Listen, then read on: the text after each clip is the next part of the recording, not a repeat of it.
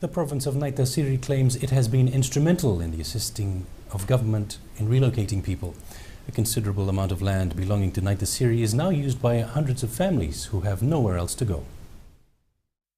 The province of Naita Siri has always gone to the aid of any government, assisting one of its most pressing socio-economical challenge, the resettlement of those who have had to migrate to urban areas because leases have expired. When they come to Suba looking for a job, also for development of their families, they settle on our land. This is a practice that has been ongoing for a long time now. Starting from the settlements in Tobata, Wakanisila, Kalambu, Tamabua, Zoloisuwa, Tavirua, Waimbau up to Lomaibuna. Luveniali says people have been allowed to settle on their land because of the generosity of the people of Naita Siri. We are very accommodating. It's a big rule to accommodate people from other areas, especially strangers, you do not know them. And also our displaced farmers from Lamasa. They were settled in our land in Kalambu. More people have asked to build their homes on Naita Siri land because they do not have anywhere to go. Apisalome Rambo, FJ1 News. A 4-week cabinet-endorsed cleanup campaign culminated this morning. More than 4,000 government workers were heavily involved in putting up a fight against dengue. With close to 18,000 dengue cases reported and counting, those behind the initiative say this is not the end of the campaign. These volunteers from 20 government departments literally got their hands dirty while destroying breeding places of mosquitoes in the Central Division. The 4-week campaign today came to an end on a high note. Involving 4 Saturdays of combined efforts, cleaning up the mosquito breeding grounds throughout the country. Chan says 4,900 government workers worked tirelessly in putting up a fight against dengue. There were also various stakeholders from the industry, from private sector, from NGOs who came. But in main, it was led by government, it was led by Ministry of Health and the task force. Although this campaign came to an end today, authorities say people should still be vigilant and be proactive. We should continue to clean up our environment and exercise precautions because it's important that we continue this exercise. Given Fiji is a tropical country, we have a continuing wet weather and they provide a rich breeding ground for mosquitoes. Altogether, 160 tons of disposable waste were collected and discarded during the campaign. Apisalome Rambo, FJ1 News. The Tay-level Provincial Council will hold its annual meeting tomorrow. The Prime Minister will attend the meeting where members are expected to discuss a wide range of development issues. Preparations well underway at the Ratu Takambao House in Nausori as the Tay-level Provincial Council gears up for their annual meeting. We are fortunate enough that the Prime Minister has okayed and said yes to be here to open the Provincial Council meeting. The chiefs and the people of Tay-level have agreed to accord a full traditional ceremony of welcome. We would also like to thank the chiefs who've been here, coming in and overseeing the construction, the preparation and the whole works of Tay-level, which shows us the support that we have. The Prime Minister of Rangi and Bainimarama will be chief guest at the meeting. The members of the Provincial Council meeting are normally the Maternity Kines, which is 22. We've got the Mataturanga, which is another 22. Those are the chiefs of Tay-level. So in every tikina there is a Tiranga Tokyo chief.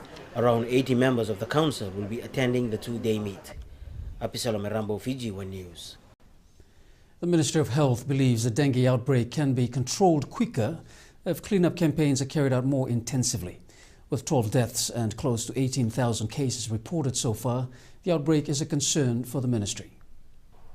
The Ministry of Health is reminding members of the public that Fiji have not seen the last of the dengue outbreak. Although the numbers, the weekly numbers have stabilized over the last 2 weeks, we can't really rely on that too much. We want to see a downward trend, perhaps over the next 2 or 3 weeks, and then we can be sure that it's going away. The current 2014 dengue outbreak statistics is quite alarming. Perhaps it will surpass the 1997 and 1998 outbreak, which had a toll of 24,000 cases, but the one in 1975 surpassed at around 25,000 cases and over.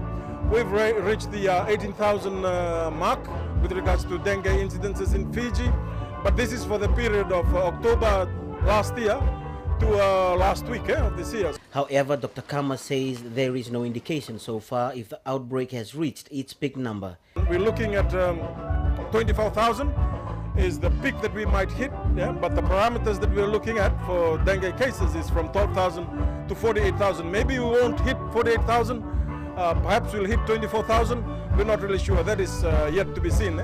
The intensiveness of national cleanup campaigns can bring the dengue outbreak under control. Apisalome Rambo, FJ1 News. Very good evening. Leading this bulletin, the Fiji Media Industry Development Authority has today ruled that comments made by Tailebu's Ratu Timothy Vesikula were, quote, nothing short of hate speech and in breach of the Bill of Rights provisions in the Fiji Constitution, unquote. Therefore, MIDA has also ruled that FJ1 News has breached the Media Decree's Code of Ethics. MIDA is now seeking a legal opinion on whether to impose a fine under Section 24 of the Media Industry Development Decree, which could amount to $25,000 in the case of an editor or up to $100,000 for the organization. MIDA Chairman Aswin Raj today ruling that Ratu Timothy Vesikula's speech breached the 2013 Constitution's Bill of Rights and also contravened Section 65 of the 2009 Crimes Decree urging political violence or inciting communal violence. MIDA also citing FJ1 News for breaching the Media Decree's Code of Ethics for airing his speech.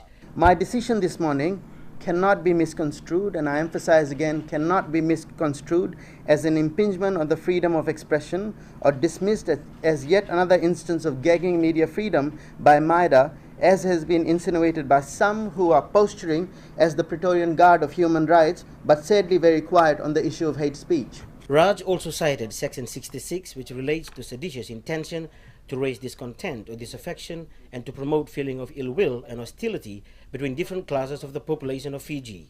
Fiji Television is giving unfettered prominence to Ratu Timothy Vesikula's speech, has failed to comply with Schedule 1, Section 18.1 of Media Codes of Ethic and Practice, provisions of the 2010 Media Decree. Raj explained that while Section 17 of the Constitution guaranteed free speech, it is limited, also coming with responsibilities.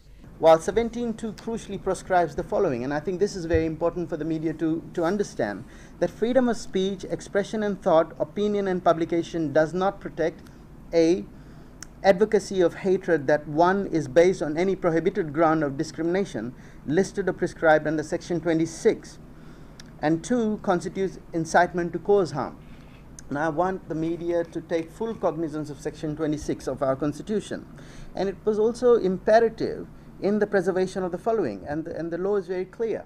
3, to the extent that this is necessary, a law may limit or authorize the limitation of the rights and freedoms mentioned in subsection 1 in the interests of A, national security, public safety, public order, public morality, public health, or the orderly conduct of elections. B, the protection or maintenance of the reputation, privacy, dignity, rights or freedoms of other persons, including 1, the right to be free from hate speech, whether directed against individuals or groups. He adds that while media organizations are free to report and comment on all matters of public interest, it is their duty not to publish or broadcast material in a form likely to promote or encourage communal hatred or discord. While MIDA recognizes that it remains government's prerogative to execute legal proceedings against Ratu Timothy Vesikula for inciting hatred and racial ill will, it will be closely monitoring the tenor of public discourse in the lead up to elections and the role of the media in this process. This will be a key task of the Independent Media Monitoring Unit. Maintaining the authorities' independence from government and any political party, Raj said MIDA will stringently deal with media outlets that continue to breach the law. Furthermore, in the interest of transparency, the authority will require full translation of speeches and text presented in the vernacular at all political rallies and forums, and it is incumbent upon the media in Fiji to ensure that there is no dissonance. Again, no dissonance in the content of speeches and text presented either in the vernacular or English in their various modes of delivery. MIDA will seek further legal advice on the possibility of imposing a fine against Fiji TV. Apisalome Rambo, FJ1 News. The Lands Ministry has confirmed the recent review consultation of the Draft Mining Act is presently an internal technical process. And the Ministry has also reassured landowners that they will be included in the consultation process. Abisalam Rambo explains. The Permanent Secretary Lands and Mineral Resources laying out the objectives of the recently held Draft Mining Act review and clearly outlining that the review still remains an internal process. Let me clarify that this is not a consultation stage.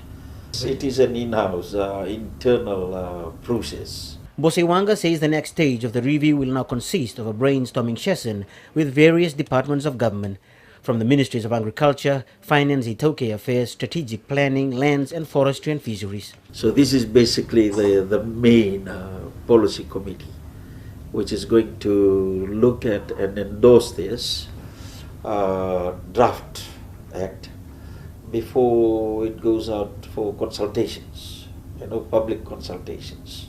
According to Mbosewanga, participants of the Naviti review process include senior officers from relative government ministries and stakeholders from the mining industry and SOPEC, who make up an extension arm of the Internal Technical Committee.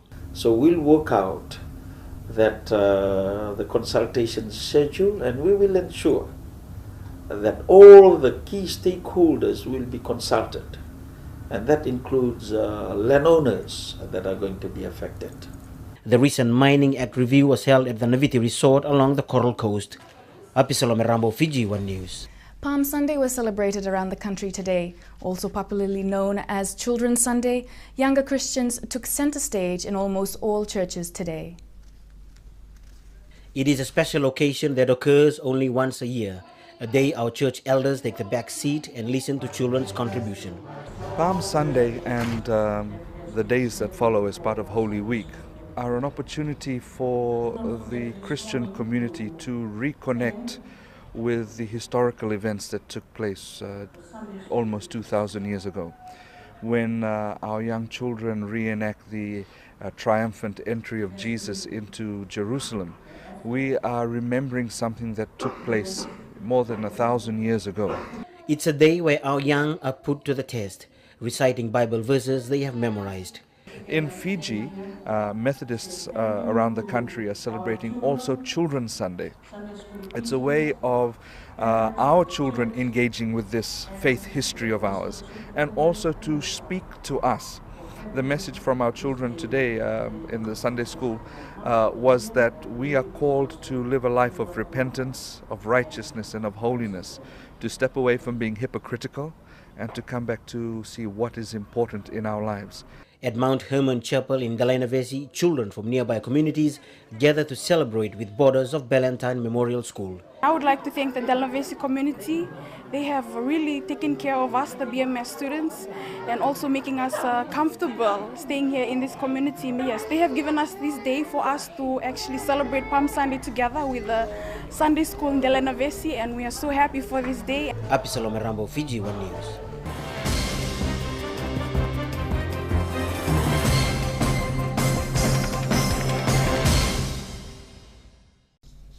Hello again. Fijians should continue to maintain efforts that mitigate the effects of climate change.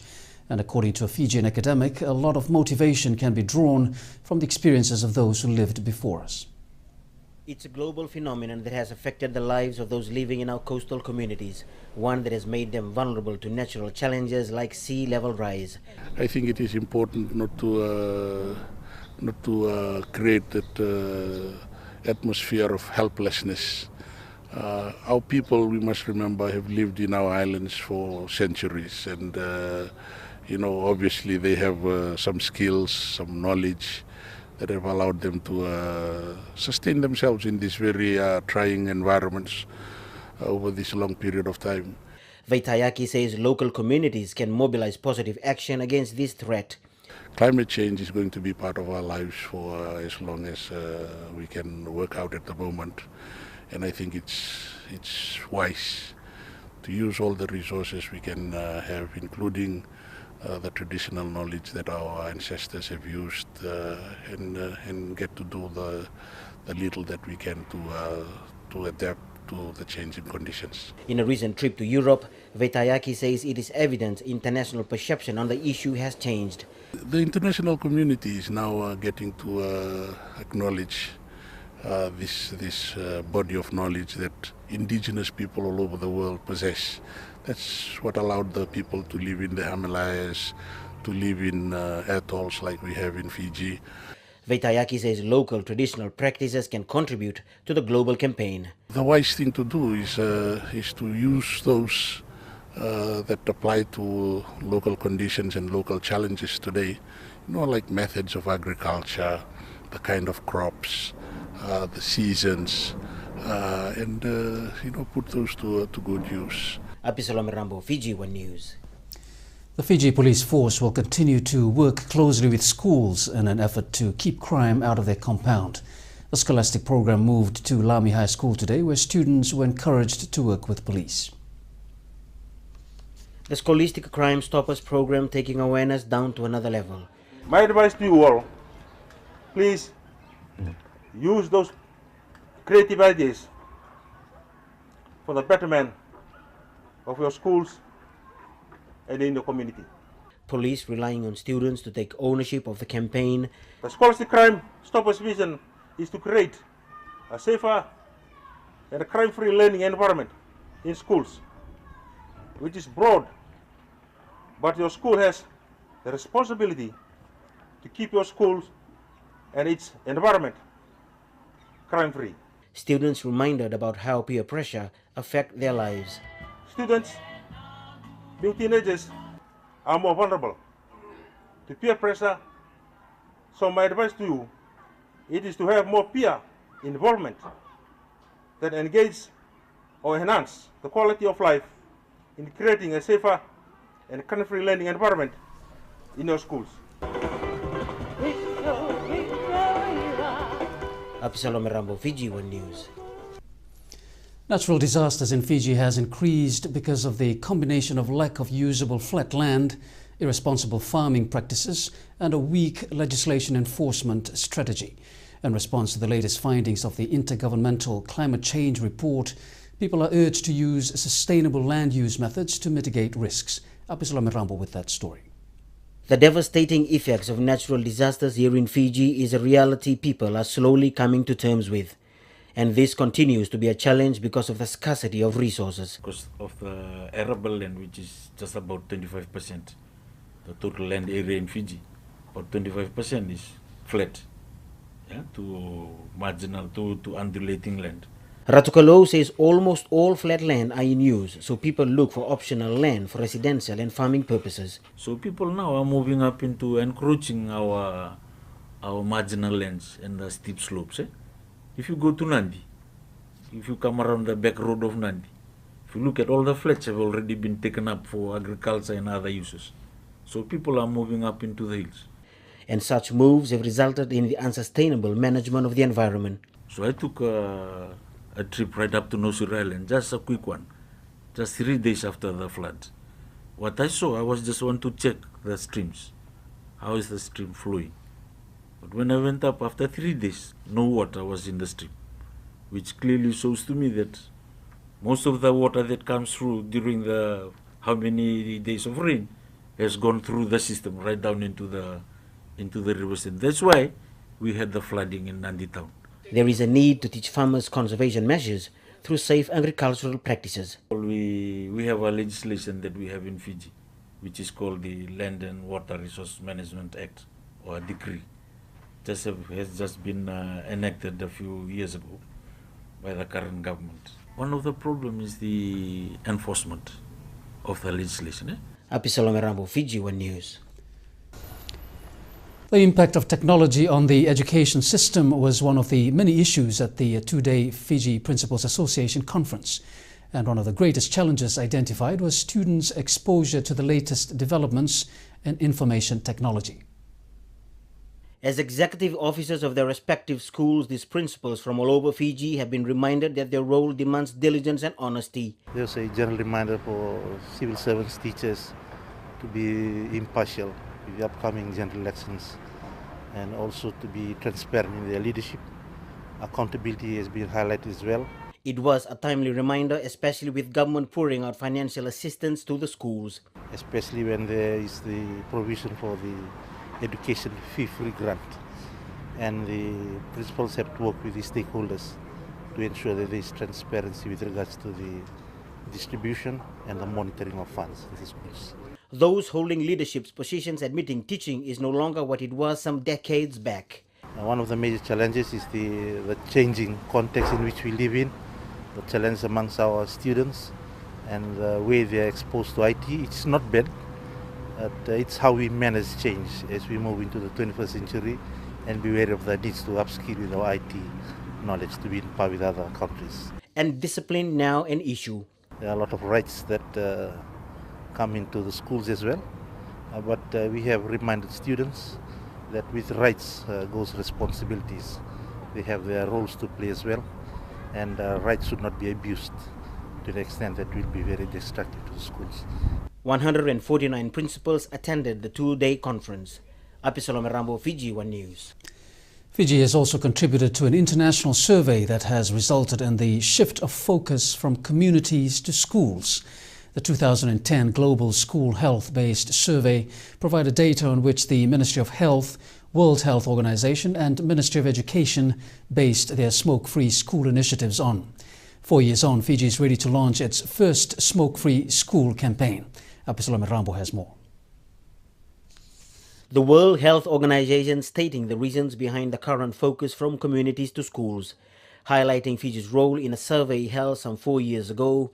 The survey was conducted in about 25 schools around Fiji, and we have a sample size of about 1,763 students that went through the survey. And from that sample is where the data, the Global School Health-based survey, Fiji result was obtained. The results was a wake-up call for the three stakeholders, the Ministry of Health, Ministry of Education and World Health Organization. A record of 65.1% admitted smoking before they turned 14. Now, that number is alarming. About 13.1% of the children in the Global School Health-based survey recorded or say that they smoked cigarette within the last 30 days on one or more occasions. Now, that was in the time of the survey. The importance of setting right examples also an immediate concern. An alarming figure of about 55.6% reported that people actually smoke in their presence in the last 7 days. So while we are addressing behavior at the earliest with our primary school, our concern also falls on passive smoking in schools. Veilave was clear on the rationale behind shifting focus from communities to schools. The school sets the best impartational platform for behavioral change for children. Brain growth starts at 2 weeks in the womb and continues over. At teenage, behavior is almost confirmed. I'm sure after they've started, other schools will follow suit. And this is all part of Fiji's work on health promoting schools. 5 schools in the Western Division will be committing themselves to the tobacco-free campaign from Monday next week. Apisolome Rambo, FJ1 News. Teachers were reminded to be more vigilant and be able to monitor the activities of their students at school. This concern was also raised at the 2014 Fiji Principals Association conference earlier this week. Apisolome Rambo has more. Behavioral changes of students inside the perimeters of the school should be monitored. That was the strong message relayed to teachers by the Fiji Principals Association. These days, students are getting smarter than teachers. So that is a big challenge for the teachers themselves. Naika says it's about time teachers accepted the reality. Whether we like it or not, sometimes they are hiding things in certain places where it's very difficult for us to check on them. He adds it's particularly important for teachers to learn to pick out the change in behaviors in students. Carrying of bags during recess and lunch hour is something that principals need to be very mindful of. I think many of them use this as a loophole to carry things into the isolated corners and into the toilets, where obviously not only they use it for themselves, like glue and so forth, but they also involve those innocent children who may not be getting an opportunity at home. And thus they also fall in their trap as well. So that's peer influence. Apisalome Rambo, FJ1 News. The proposed Lami High Tech Youth Network Studio project will soon get off the ground. With the foundation laying and materials now ready, New Zealand-based contractors have arrived to oversee the project. Apisalome Rambo with the details. It's here in Gawea that the proposed high-tech youth studio will sit. As featured recently on our close-up show, the plan is to make it similar to this Studio 274 in Otara, South Auckland. New Zealand contractors have arrived to see the project through. Supplied all of the materials, all of the working plans and drawings, and all the engineering reports and everything for them to submit to the council. So yeah, we're involved in getting all the materials here, which they're here now and ready to go, which is really neat to see. And they've broken ground on the site with the holes. And we're just here now just to help make sure everything goes smoothly and get the builder understanding what's in the container and all the components and how they go together. And yeah, so it's ready to go. We're excited about it. The proposed studio will be fully equipped with state-of-the-art facilities once completed. There's an office in there which is also soundproofed, and there's a new design of desk we've got, which actually the desk, when you pull it down out of the wall, the computers are all mounted and they just go under the bed, and then the guy can stay on site. So, he doesn't have to leave work. Great. Evans says the trip undertaken by the Lami students to Auckland last month has also been put to good use, with their designs ideas included in the final draft. So they picked the kitchen and the bench tops and the cabinets, colours and things like that, so that's all good, which certainly gives them, it brings them together on the project, doesn't it? So, which is great. And plus they saw the working, there's actually a facility there very similar to what we're building here, and it gives them an insight as to what they can expect when their building is finished. A local will spearhead the construction project. We'll just be working with Jutta from High Tech Youth, and we'll be working with Anthony Doncaster, who's the builder. Apisalome Rambo, FJ1 News. Meanwhile, several candidates have now been shortlisted by SODELPA. Many names have also been dropped before the party announces the successful candidates. Apisalome Rambo with the details.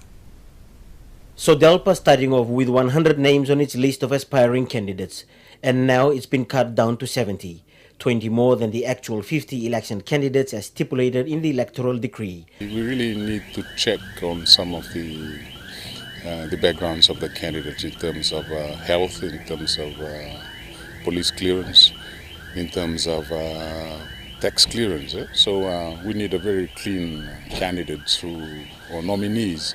Tambaiwalu says in accordance with SODELPA's constitution, all in the initial pool of nominees go through a determinant filtering criteria, bearing in mind that all parties are government in waiting, hence the importance of picking candidates with the right caliber to run government. A fair distribution of skills. For example, we have engineers, we have lawyers, we have economists, we have international relations experts. So what we're really pleased about is we have the whole range. Yeah, we have the whole range. We have people who are very highly qualified in land matters, international trade and diplomacy.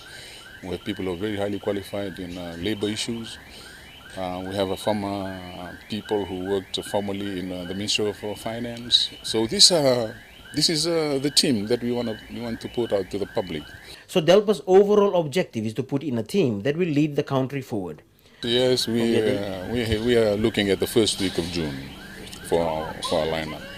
After having gone through the pre-selection process, we take it to the management board, and they do the final cut, as it were. And then it's approved in the General Assembly. We have to present it to our members and tell them, this is the team, these are your candidates. Tambaiwalu says transparency lies at the heart of SODELPA's selection process. Apisalome Rambo, FJ1 News. Increased cement production in line with growing demand might just point to a resurging construction sector. Those are some of the strong indications from the country's biggest cement producers, now on the blink of a major rebranding exercise. The soon-to-be renamed Pacific Cement Limited says market trends already point to peak production. As the company prepares to rebrand itself, changing its name to Pacific Cement Limited, the local manufacturer is confident it can continue to produce high-quality cement locally. The mill we have, she can do annually about 200,000 tons of cement a year, but local consumption, if you take the peak stage, it's about 130,000. So that the extra 70,000 we have to export into the market, and that's where we are exporting to the South Pacific Islands. That says construction activity over the last 27 years continues to rise, always a good sign for any cement maker. The peak time, I think we had during the last coup, and not the last, or the previous one, 1987, and there was a big, strong pickup in the building industries, and we did very well, and that was our benchmark. That added, the cement manufacture industry is currently experiencing a similar trend, with Asian investors and developers having a big impact.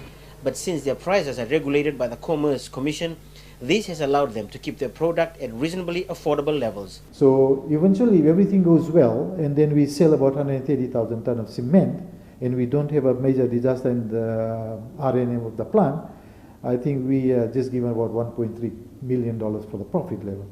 That's where our yield. The newly named Pacific Cement Limited's major buyers include some of our major hardware outlets, and in turn, not just the local economy, but also its regional buyers.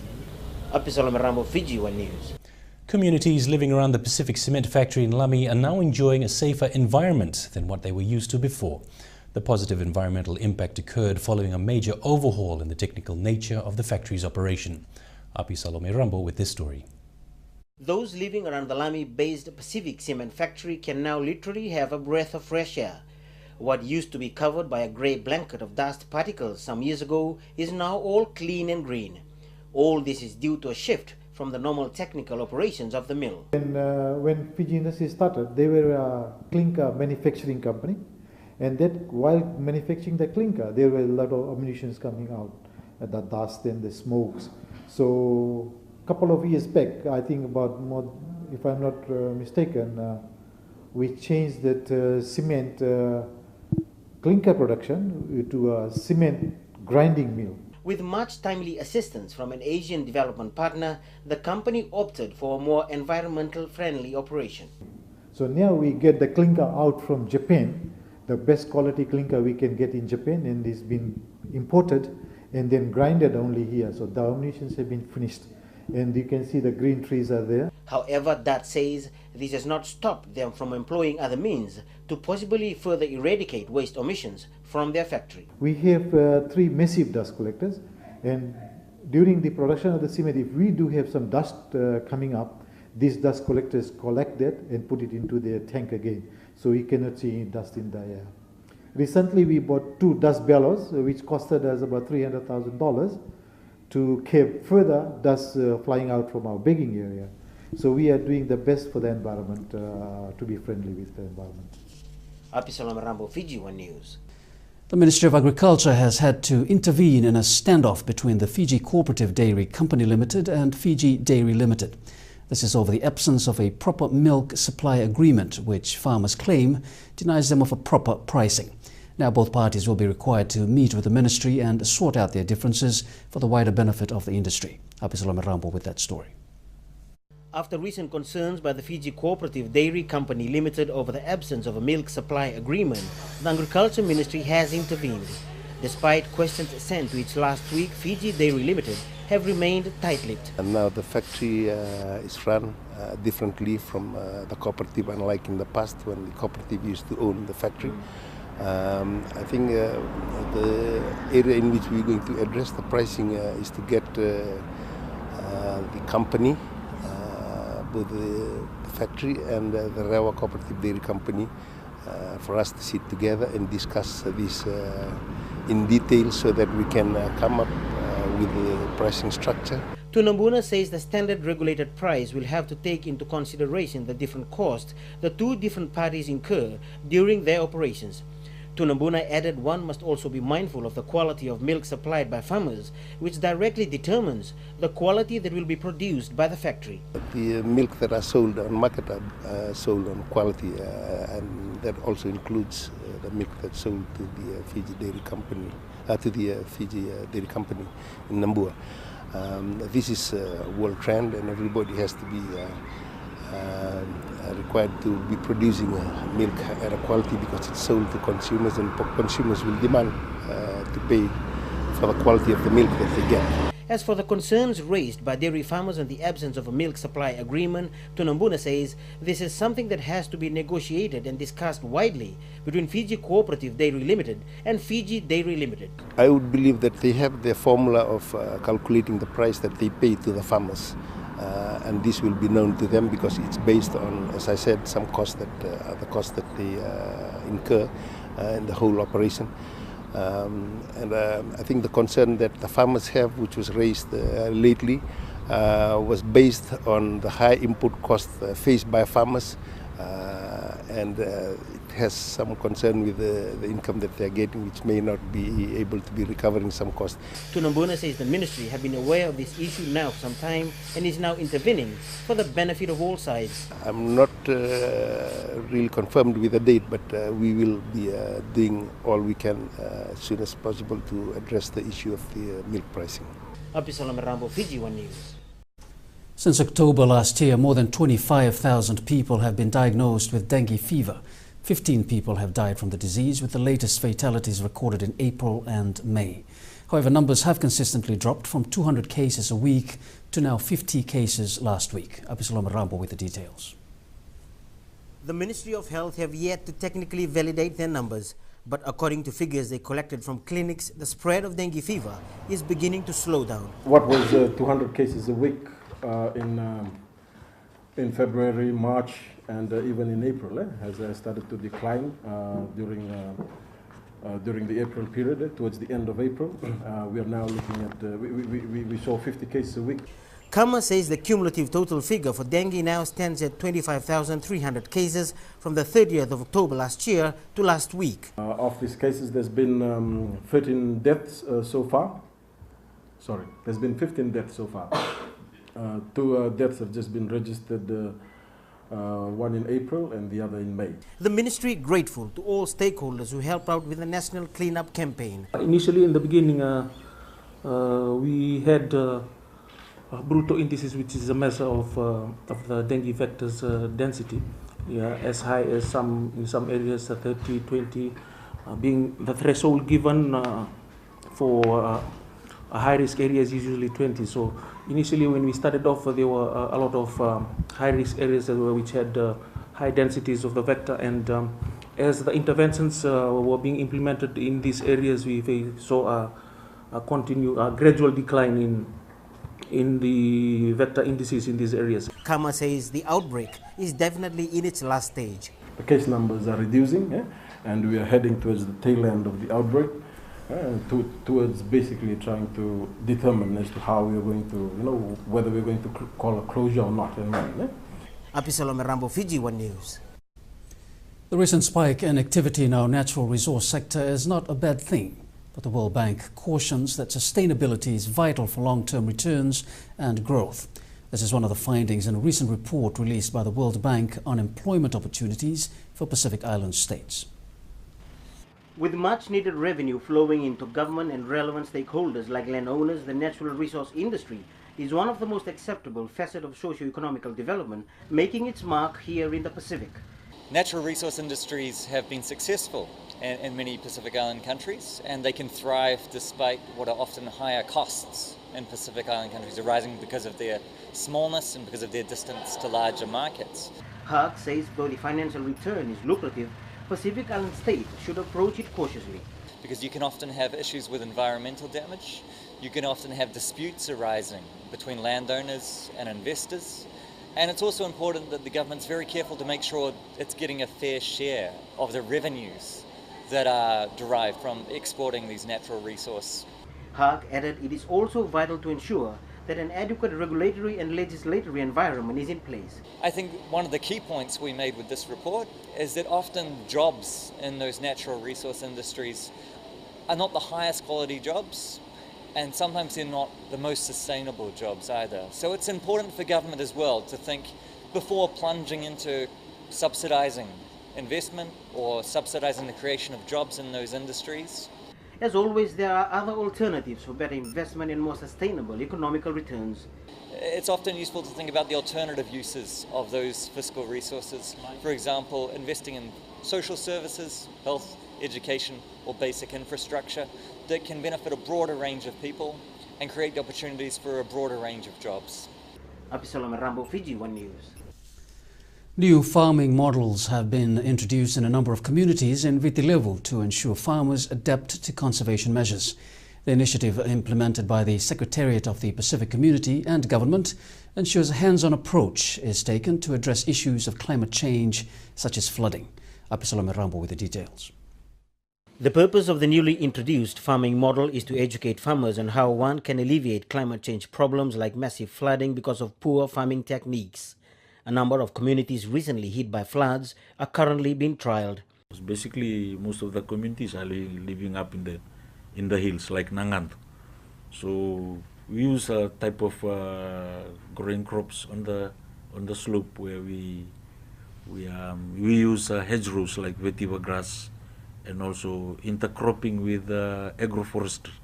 Communities like the Sambeto Valley was handpicked because it provides the right environment.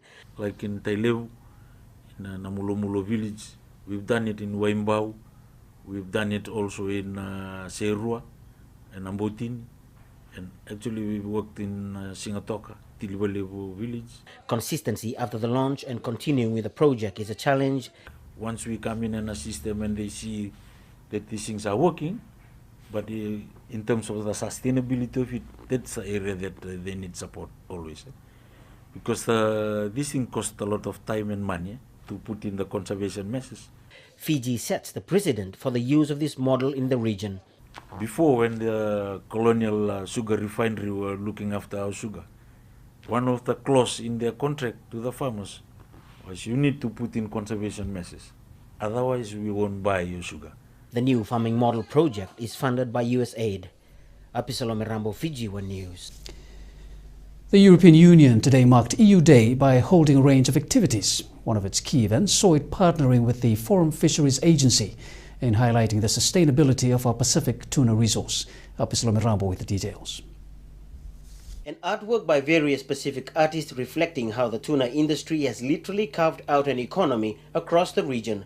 Through a collaborative effort of the European Union and the Pacific Island Forum Fisheries Agencies, the long-term goal is to conserve fish and tuna stocks in the Pacific Ocean. We are helping the Pacific countries particularly to take action to conserve fish stocks, and particularly to fight against illegal, unreported and unregulated fishing. It's a big issue all around the world. Our Pacific partners are, I think, keen to be able to do more about it so that they can have a better control over the fish stocks and what is being taken out of the seas. Jacob says, though rewarding, the project has its own fair share of financial expenses. So it's 8.2 million euros over a 4-year period, so quite a significant project. As custodians of the largest oceanic region in the world, the region now must ensure sustainable fishing. Now, a big part of that ocean activity, unfortunately, is illegal, unregulated and unreported fishing, and this is something that the FFA member countries have taken on board very seriously, so they're tackling it with monitoring, control and surveillance work. Part of that comes under the DevFish 2 support from FFA to the region. The Forum Fisheries Agency also clear in its objectives. Tuna, she says, is a common resource right across the region. Its future sustainability is in all our collective interest. Apisolome Rambo, FJ1 News.